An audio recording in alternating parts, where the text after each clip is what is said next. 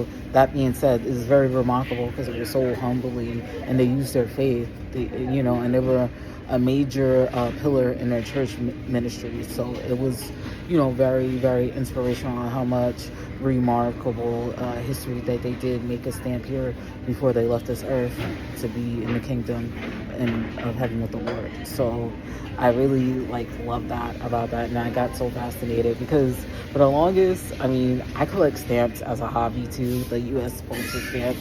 And I always like to keep one of them, the ones that are very sentimental to me. I have the one with Betty White, and then I have one with SpongeBob SquarePants. Then I have one with the Harlem Renaissance. So I have a lot of different, U.S. Forever postal stamps that I always like to collect as a foundation of history. So, that's kind of my little hobby I like to do for fun.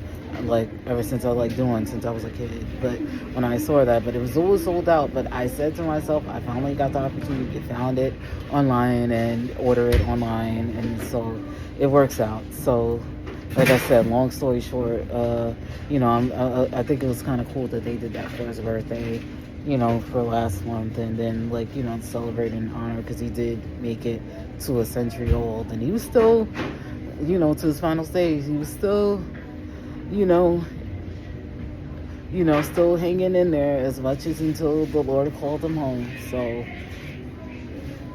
but the reason why the Lord guided me to the about the legacy of what type of faith President Carter had, not to touch politics. I'm just focusing on his faith of what he had with the Lord, and he was president of the United States from 1977 to 1981. So that was literally 4 years before I was born, because I was born in 1985. So, but literally, in the history books, he already marked the histories in the books. So what I loved about it, about his legacy and what a foundation as a man of faith is, he had divine partnership, not only with the Lord, but with his divine God-ordained wife, Rosalind Carter, who he married at the age of 21 and she was 18. And how they met, because Rosalind, his wife, was best friends with Jimmy Carter's sister.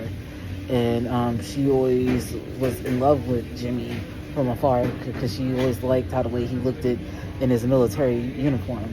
And she said that's when she was smitten, in awe and in love with him. So, mind you, Jimmy Carter, he was 21 when we got married. Rosalind was